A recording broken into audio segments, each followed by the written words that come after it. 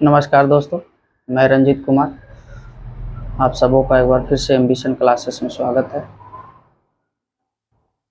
जैसा कि आप लोगों ने हमारे पिछले वीडियो में देखा था कि भारत में यूरोपियों का आगमन से लेकर के हमने शुरू किया था, जिसमें हमने पुर्तगाली, डच, ईस्ट इंडिया कंपनी, अंग्रेज़ और फ्रांसीसी के बारे में मुख्य तौर से पढ़ने और समझने का काम किया था। अब हम लोगों यहाँ पढ़ने का प्रयास करेंगे बंगाल पर अंग्रेजों का अधिपत्य, यानी किस प्रकार से अंग्रेजों के द्वारा बंगाल पर जो है शासन सत्ता स्थापित किया गया। क्योंकि बंगाल ये वो जगह है था भारत का जो सभी दृष्टिकोणों से बहुत बड़ा संपन्न राज्य था। यानी कहा जाए तो बंगाल जो है यहाँ से व्यापार करने के लिए सभी जो है यूरोपीय करना चाहते थे। कारण क्या था कि ये जो है समुद्र के किनारे होने के कारण, बंगाल की खाड़ी के होने के कारण यहाँ से व्यापार करने में काफ़ी सुविधा मिलती थी। तो उस समय जो है बंगाल जो है भारत का एक संपन्न राज्य हुआ करता था। और यहाँ जो है अंग्रेज जो है अपना किस प्रकार से शासन सत्ता हासिल करता है उसके बारे में समझने का प्रयास करेंगे। तो हमारे वीडियो के अंत तक जरूर बने रहिएगा और आसानी से समझने का प्रयास करेंगे कि किस प्रकार अंग्रेज जो है यहाँ पर अधिकार किया। तो सबसे पहले हमने बात किया कि पूरे भारत में उस समय देखा जाए तो बंगाल जो है सबसे क्या था, एक संपन्न शक्तिशाली राज्य था, संपन्न राज्य था, जहाँ व्यापार की सुविधा के दृष्टिकोण से देखा जाए तो हर तरीके से वहाँ करने को देखने को मिलता था। तो कहा जाए तो बंगाल में एक स्वतंत्र बंगाल की नींव जो है मुर्शिद कुली खां के द्वारा रखा गया था। स्वतंत्र बंगाल की नींव मुर्शिद कुली खां। तो मुर्शिद कुली खां के द्वारा एक स्वतंत्र बंगाल की नींव रखी गई थी। कारण क्या था? तो सबसे पहले हम लोग जानने का प्रयास करेंगे कि 1700 ईस्वी में औरंगजेब के द्वारा, औरंगजेब कौन होता है?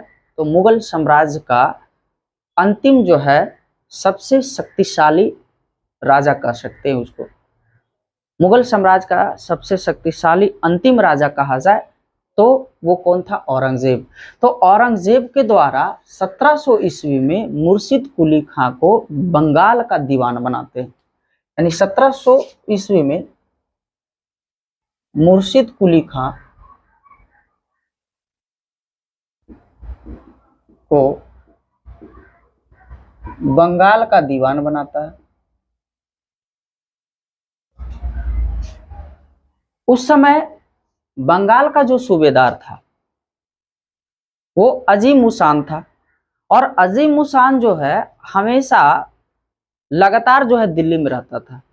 कारण ये था कि उसे राजदरबारियों से ज्यादा लगाव था और वो मुगल साम्राज्य के देखा जाए तो मुगल साम्राज्य में वो एक पारिवारिक तौर से होते थे, जिसके कारण था कि अजीमुन शाह हमेशा लगातार जो है दिल्ली में रहा करता था। और दिल्ली में रहने के कारण जो है 17 ईस्वी में मुर्शिद कुली खां को औरंगजेब के द्वारा, किसके द्वारा?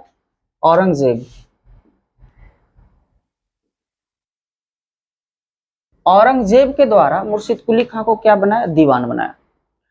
दीवान बनाने के बाद जो है यहाँ का सूबेदार जो था वो कौन था? अजीमुन शाह था। और कहाँ रहता था? लगातार ये दिल्ली में रहता था। दिल्ली में रहने के कारण जो है बंगाल पर अगर कहा जाए तो इसने शक्ति का विस्तार जो है मुर्शिद कुली खां के द्वारा किया जा रहा था। यानी बंगाल के जनता में अगर शासक के तौर पे देखा जाए तो वो लोग ये समझ रहे थे कि बंगाल का जो मुख्य शासक है तो वो मुर्शिद कुली खां है। तो इस प्रकार से मुर्शिद कुली खां ने बंगाल को धीरे धीरे सुदृढ़ बनाने का काम किया। और इस समय जो शुरुआती बंगाल था उस समय बंगाल की जो राजधानी थी, बंगाल की राजधानी वो ढाका था। बंगाल की राजधानी ढाका थी। तो शुरुआत में कहा जाए कि बंगाल की राजधानी कहाँ थी? तो ढाका थी। जिस समय मुर्शिद कुली खां बंगाल का दीवान बना था उस समय बंगाल की राजधानी ढाका हुआ करती थी। तो जैसे ही औरंगजेब की मृत्यु होती है, तो औरंगजेब की मृत्यु के बाद होता है ये कि धीरे धीरे मुगल साम्राज्य जो है, जितने भी आगे आने वाले शासक होते हैं वो बहुत कमजोर शासक कहलाता है। यानी वो अपनी शासन शक्ति का, अपने साम्राज्य का विस्तार नहीं कर पाता है। यानी औरंगजेब तक कहा जाए तो औरंगजेब तक मुगल साम्राज्य जो है बहुत शक्तिशाली हुआ करता था, लेकिन जैसे ही इसकी मृत्यु होती है मुगल साम्राज्य धीरे धीरे जो है समाप्ति के कगार पर होना शुरू हो जाता है। यही कारण था कि जिससे मुगल साम्राज्य में आने वाले जो बड़े बड़े क्षेत्र थे वो धीरे धीरे मुगल साम्राज्य से हटना शुरू हुआ और अपना एक अलग अलग स्वतंत्र राज्य की स्थापना किया। आगे हमारे वीडियो में पढ़ने को मिलेगा कि किस प्रकार से जो है अलग अलग राज्य मुगल साम्राज्य से हटे और एक स्वतंत्र राज्य की स्थापना किया। तो उस प्रकार से जब औरंगजेब की मृत्यु 1707 ईस्वी में होती है, 1707 में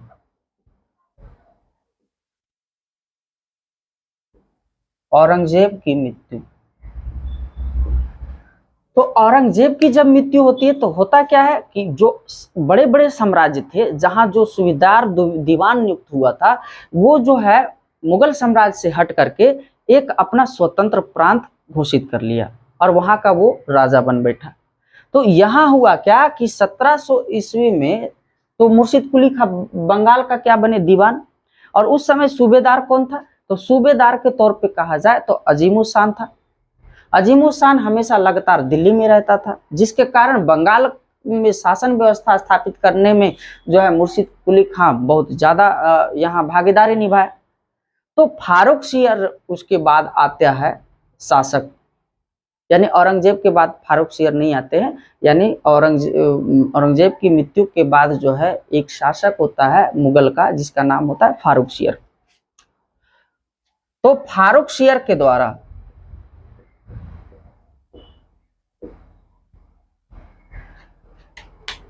फारूक सियर के द्वारा 1717 ईस्वी में 1717 ईस्वी में बंगाल का सूबेदार नियुक्त कर देते हैं।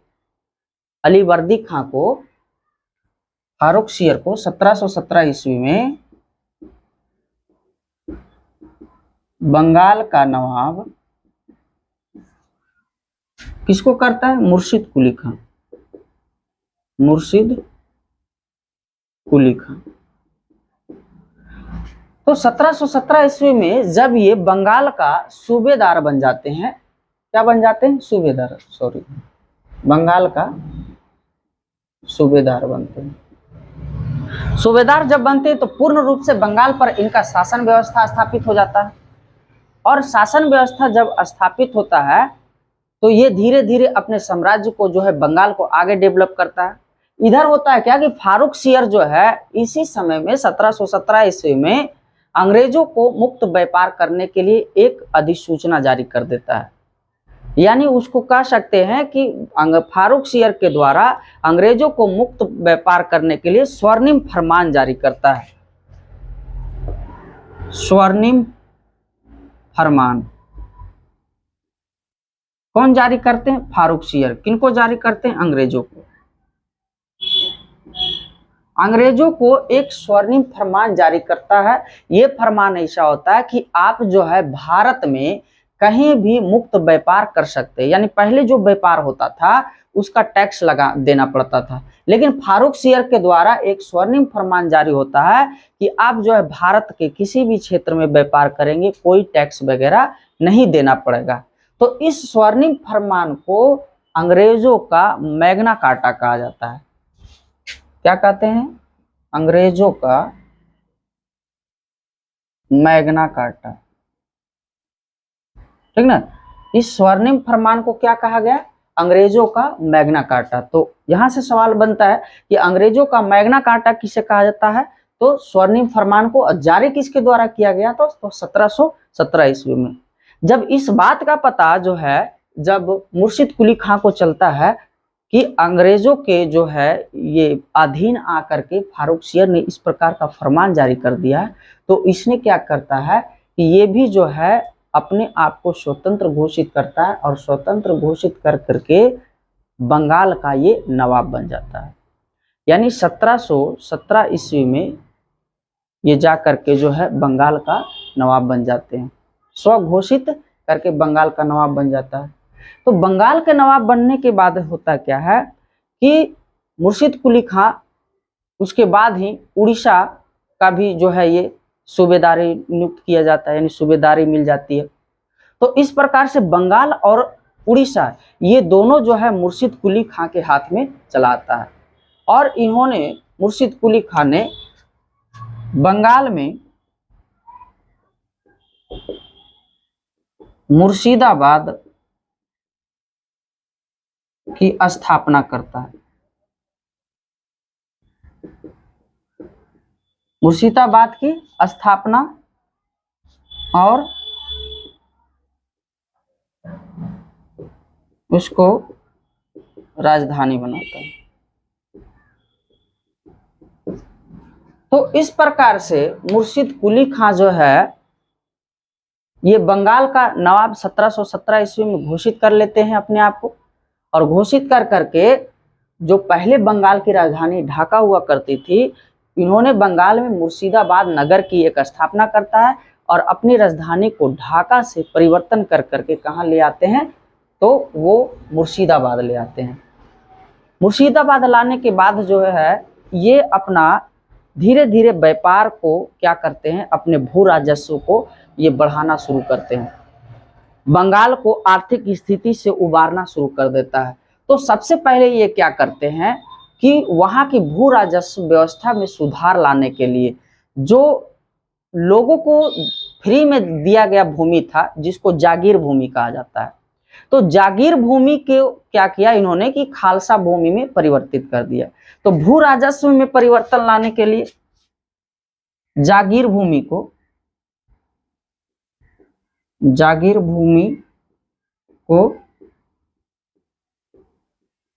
खालसा भूमि में परिवर्तन किया।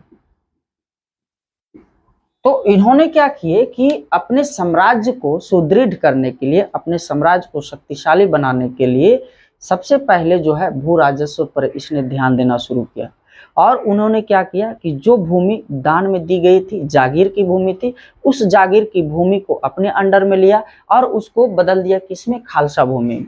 तो खालसा भूमि क्या होता है कि वैसा भूमि जिस पर राजा का आधिपत्य हो, राजा का अधिकार हो, उसको क्या कहते हैं, खालसा भूमि कहते हैं। तो इस भूमि पर मुख्य रूप से अब बंगाल का नवाब के हाथों में चली आई थी। तो बंगाल का नवाब क्या किए, यानी जैसा कि आप लोग जानते हैं कि यहाँ बंगाल का राजा नहीं कहा जा रहा है, बंगाल का नवाब कहा जा रहा है। और जगह पे देखे होंगे कि कोई सम्राट बनता है तो कोई राजा बनता है। तो ध्यान रखिएगा, बंगाल में जो शासन करने वाले जो भी राजा होते थे उसे क्या कहा जाता था, नवाब कहा जाता था।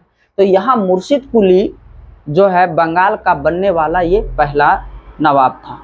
यानी ये भी कहा जाएगा कि स्वतंत्र बंगाल की नींव किसने रखी थी, तो मुर्शिद कुली खां के द्वारा स्वतंत्र बंगाल का नींव रखा गया था। तो इस प्रकार से हम जागीर भूमि को खालसा भूमि में इन्होंने परिवर्तन किया। उसके बाद इन्होंने क्या किए कि जो गरीब किसान थे, बंगाल में गरीब किसान थे, उन किसानों को जो है इन्होंने एक ऋण प्रदान किया था। क्योंकि किसान कभी कभी ऐसे होते थे कि उनकी फसल नहीं हो पाती थी, लगान व्यवस्था देना पड़ता था, जिसके कारण गरीब किसान जो है नहीं दे पाते थे, असमर्थ हो जाते थे। तो इन्होंने गरीब किसानों के लिए एक ऋण की व्यवस्था किया गया था, जिसे कहा गया तकाबी ऋण। तकाबी ऋण की व्यवस्था किया।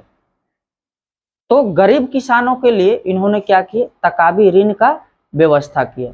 और इनका शासन काल कहा जाए तो मुर्शिद कुली खां का जो शासन काल रहा है वो 1717 ईस्वी से लेकर के 1727 ईस्वी तक। तो मुर्शिद कुली खां बंगाल का नवाब कब तक रहे, 1717 से लेकर 1727 ईस्वी तक ये बंगाल के नवाब के पद पर रहे थे। तो जैसे ही 1727 ईस्वी में 1727 ईस्वी में मुर्शिद कुली खां की मृत्यु, यानी 1727 ईस्वी में मुर्शिद कुली खां की मृत्यु हो जाता है। और मुर्शिद कुली खां की मृत्यु के बाद इनके दामाद अगले बंगाल का नवाब बनते हैं। तो इनका नवाब शुजाउद्दीन,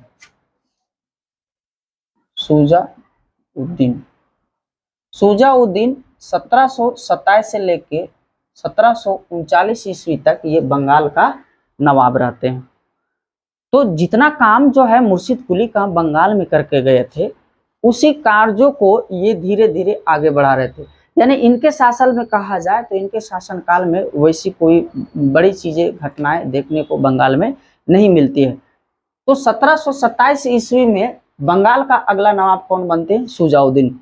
और शुजाउद्दीन को 1733 ईस्वी में 1733 ईस्वी में उड़ीसा का सूबेदार बना दिया जाता है। तो उस समय मुगल शासक मोहम्मद शाह रंगीला होता है, जिसे रंगीला बादशाह के तौर पे कहा जाता है मोहम्मद शाह को। तो मोहम्मद शाह जो है 1733 ईस्वी में शुजाउद्दीन को उड़ीसा का सूबेदार बना देता है। तो इस प्रकार से उनके हाथ में उड़ीसा और बंगाल दोनों जो है शासन सत्ता संभालने के लिए होता है। लेकिन 1739 ईस्वी में इनकी मृत्यु हो जाती है और इनके जगह पर इनका बेटा अगला आता है सरफराज खान। अगला जो है ये दूसरा बंगाल का नवाब होते हैं। तीसरा बंगाल का नवाब सरफराज खान, जो 1739 से 40 तक मात्र 1 साल जो है ये बंगाल का नवाब बनते हैं। तो सरफराज खां ज्यादा जो है समय तक यहाँ शासन नहीं कर पाते हैं।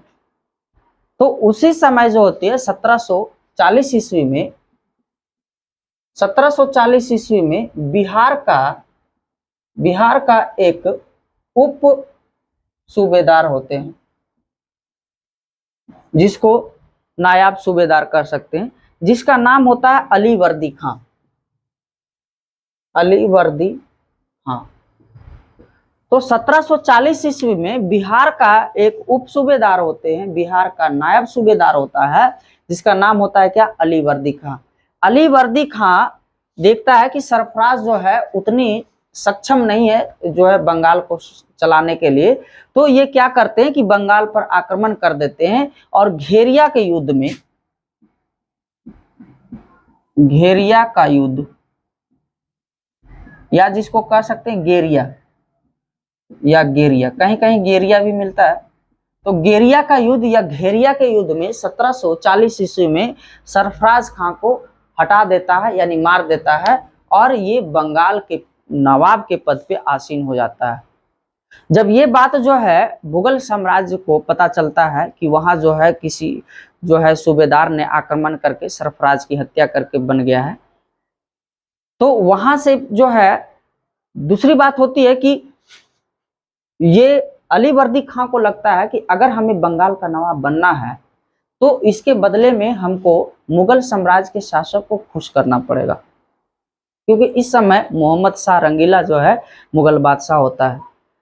तो इसको खुश करने के लिए इन्होंने 2 करोड़ रुपए का एक नजराना भेंट किया, मुगल साम्राज्य को भेजा, ताकि जो है मुगल साम्राज्य जो है इनको बंगाल का नवाब जो है पद पर बना दिया जाए, रखा जाए। तो इन्होंने क्या किए कि 2 करोड़ रुपए का अलीवर्दी खां 2 करोड़ रुपया का नजराना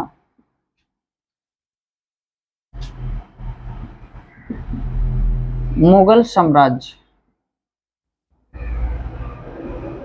को दिया। तो 2 करोड़ रुपया का बहुत बड़ी रकम उस समय कही जा सकती है। तो 2 करोड़ रुपया का जैसे ही नजराना मोहम्मद शाह को मिला, वे खुश हो गया। और ये भी अलीवर्दी खां का है कि हम आपको जो है हमेशा सालाना जो है आपको बंगाल से कर भेजते रहेंगे, जिससे खुश करके मोहम्मद शाह ने मुर्शिद अलीवर्दी खां को हमेशा के लिए बंगाल का नवाब घोषित कर देता है। अब जब ये नवाब घोषित हो जाता है तो 1740 के बाद, यानी 1740 में ये बंगाल का नवाब बनते, तो 1741 ईस्वी, 1741 से लेकर के 1756 ईस्वी तक ये कोई भी मुगल साम्राज्य को एक भी टैक्स, कर वगैरह नहीं भेजता है।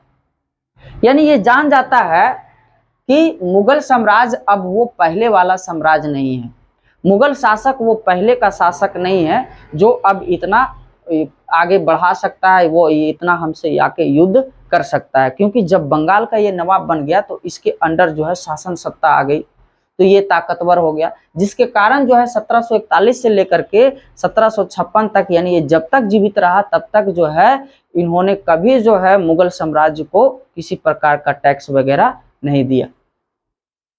अब इसके बाद होता है क्या कि 1741 से लेकर 1751 तक, यानी 1741 से लेकर 1756 तक मुगलों को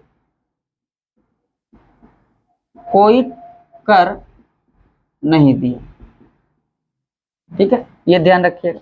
उसके बाद 1741 से लेके 1751 तक अलीवर्दी खां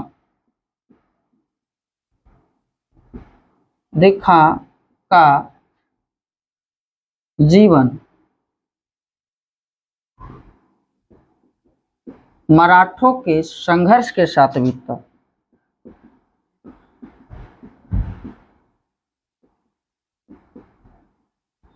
यानी उस समय देखा जाए तो मराठा साम्राज्य जो था वो शक्तिशाली साम्राज्य था और वो लगातार जो है किसी ना किसी साम्राज्य पर आक्रमण कर देता था, और आक्रमण करने के बाद जो है वहां से राजस्व की वसूली करते थे, टैक्स की वसूली करता था।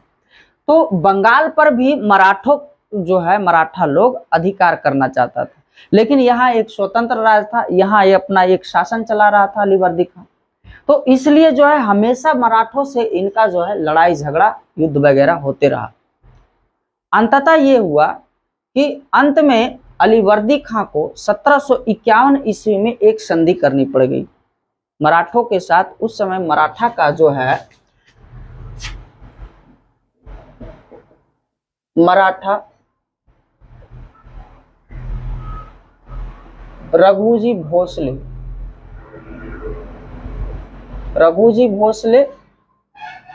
और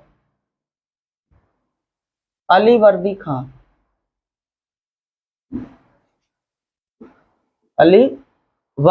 के साथ में जो है एक संधि करनी पड़ी, और संधि के करने के बाद जो है मराठों ने 3 प्रकार का कंडीशन अलीवर्दी खां के सामने रख दिया कि अगर आप ये 3 कंडीशन मानते हैं, हमारी शर्त को मानते हैं, तो हम जो है बंगाल पर आक्रमण करना छोड़ देंगे।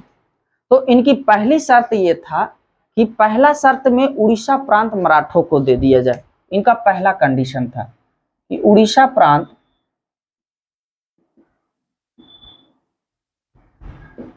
मराठों को दिया जाए, ये पहला इनका कंडीशन था। दूसरा कंडीशन ये था कि बंगाल व बिहार से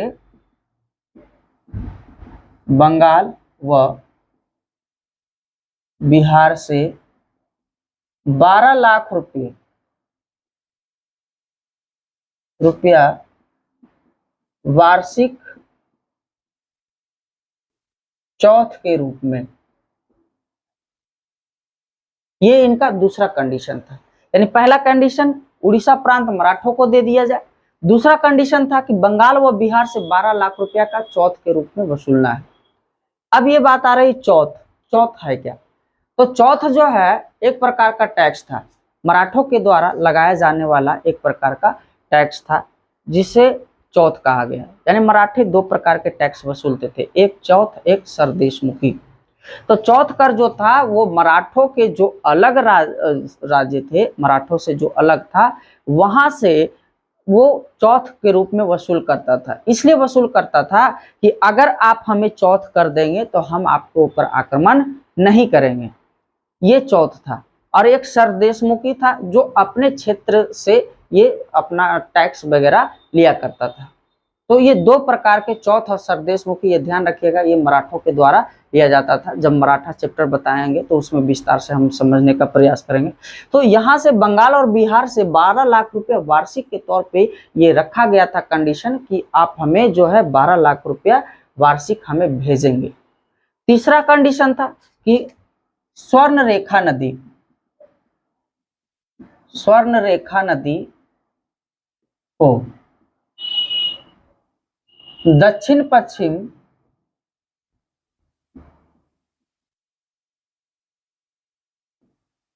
पश्चिम बंगाल की सीमा बनाया जाए।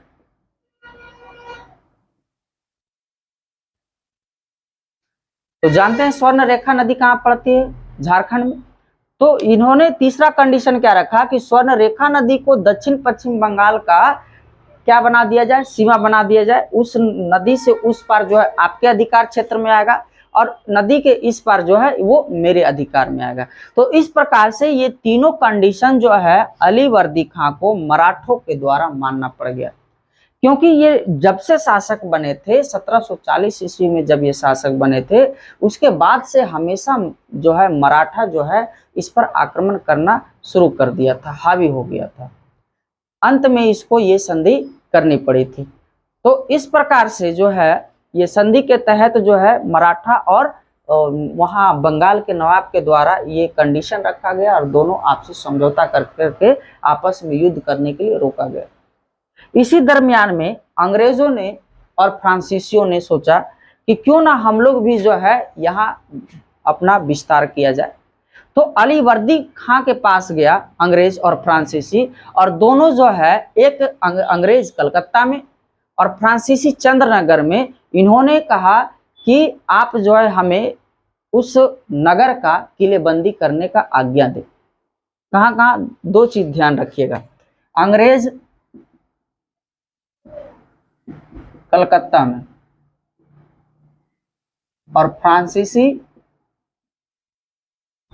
ये चंद्रनगर में। तो अंग्रेज कलकत्ता और फ्रांसीसी चंद्रनगर में अलीवर्दी खां के पास ये प्रस्ताव लेकर के गया कि हमें इन नगरों को किलेबंदी करने की आज्ञा दे, यानी किलेबंदी करने में लोग घेराबंदी करने की आज्ञा दे। लेकिन अलीवर्दी जो है बहुत तेज था, चालाक था।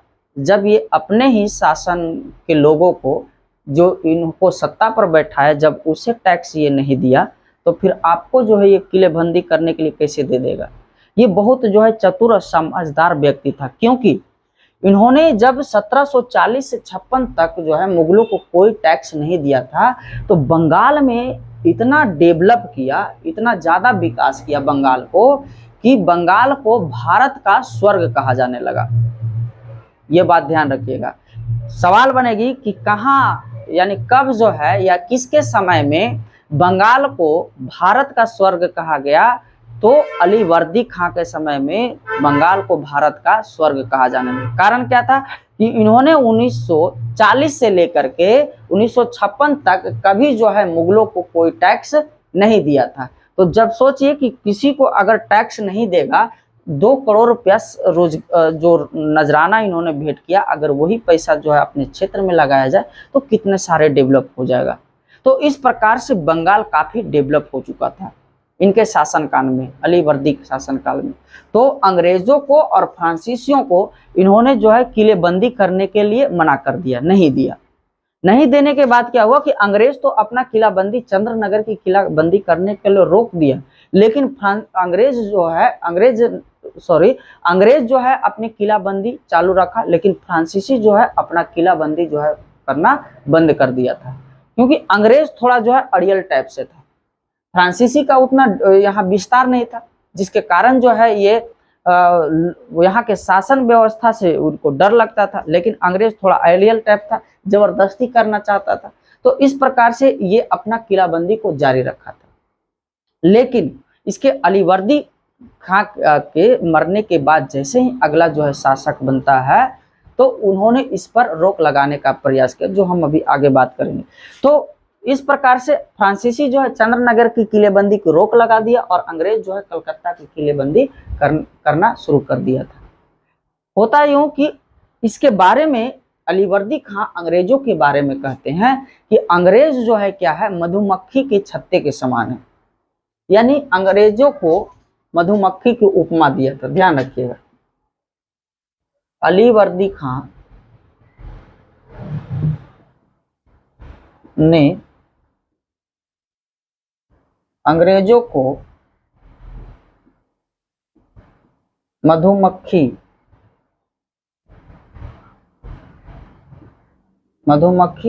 की छत की उपमा दी।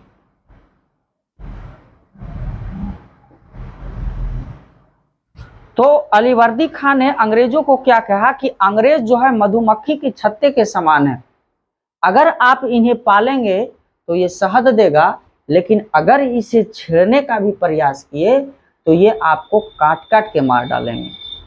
ये अलीवर्दी खां ने अपना वक्तव्य में अंग्रेजों के लिए ये शब्द का प्रयोग किए थे। एक और बात इन्होंने कहा कि यूरोपीय जो है, इन तीनों यूरोपियों को एक साथ लड़ करके भगाया नहीं जा सकता। कौन तीनों यूरोपियों? तो एक यूरोपी अंग्रेज, जानते हैं अंग्रेज, दूसरा फ्रांसीसी और तीसरा डच। ये तीन जो है ये क्या थे? यूरोपीय थे। ये तीन यूरोपियों को भगाना जो है, एक साथ लड़के भगाना आसान नहीं है, लेकिन इन तीनों में से एक जो अंग्रेज है, अगर इसको भगा दिए तो फिर और जो बचे हुए हैं यानी अंग्रेज, फ्रांसीसी और डच, ये बिना कोई नुकसान पहुंचाए हुए ये खुद छोड़कर के भाग जाएंगे। ये दूसरा वक्तव्य कहें अलीवर्दी खां ने। इसके बारे में, यूरोपियों के बारे में। पहला क्या, अंग्रेज को क्या कहे थे? मधुमक्खी के समान। दूसरा इन्होंने क्या कहा कि तीनों को, अंग्रेज, फ्रांसीसी और डच को अगर एक साथ मिलकर लड़ेंगे तो हम इसको हरा नहीं सकते हैं, लेकिन अगर सिर्फ अंग्रेज को यहां से भगा दिया जाए तो ये दोनों आसानी से भाग जाएंगे, यानी ये हमको उतना नुकसान वगैरह नहीं पहुंचाएंगे। ये कौन कहे थे? अलीवर्दी खां ने। तो अलीवर्दी खां की मृत्यु जो है 1756 ईस्वी में हो जाती है, ध्यान रखेंगे 1756 ईस्वी में।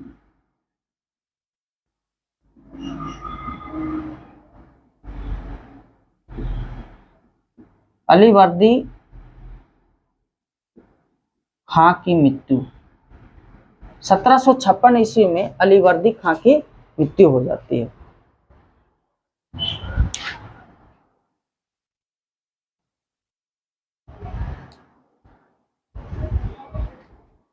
तो इसके बाद जो है अगला बंगाल पर अधिकार, यानी बंगाल का नवाब बनते हैं कौन? अलीवर्दी खां का नाती, जिसका नाम होता है सिराजुद्दौला। सिराजुद्दौला ये जो है अगला बंगाल का नवाब बनते हैं, क्योंकि अलीवर्दी खां का मात्र बेटी होता है, बेटा नहीं होता है, जिसके कारण जो है इनका नाती जो है अलीवर्दी खां की नाती, जिनका नाम होता है सिराजुद्दौला, वो आगे बंगाल का नवाब बनते हैं। तो ये ज्यादा समय तक नहीं रह पाते, मात्र 1 साल जो है इनका कार्यकाल बंगाल पर होता है। और उसके बाद जो है सिराजुद्दौला और अंग्रेजों के बीच लगातार संघर्ष होती है। इनमें बहुत सारे अच्छे अच्छे घटनाएं देखने को मिलता है, जिसमें अंग्रेजों को काफ़ी नुकसान पहुंचते हैं। सिराजुद्दौला एक बहुत अच्छे शासक के तौर पे, बंगाल के एक अच्छे नवाब के तौर पे माने जाते हैं। तो इस प्रकार से ये मेरा जो है बंगाल पर अंग्रेजों का आधिपत्य आप लोगों को कैसा लगा हो, इस वीडियो को कमेंट बॉक्स में ज़रूर बताएंगे। और हमारे चैनल पर को अगर आप नहीं सब्सक्राइब किए हैं तो सब्सक्राइब कर लेंगे। चलते हैं, जय हिंद, जय भारत।